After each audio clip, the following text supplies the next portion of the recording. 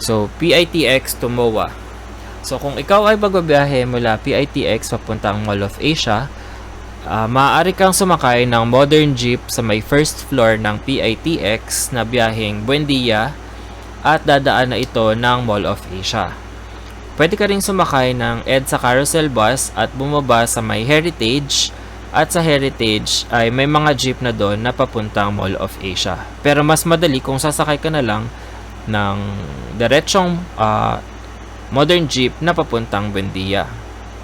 So ang pamasahe ay nasa 15 pesos para sa mga modern jeep na papuntang Mall of Asia. Dadaan ito sa may DFA bago lumiko sa may Walter Mart na papuntang Mall of Asia.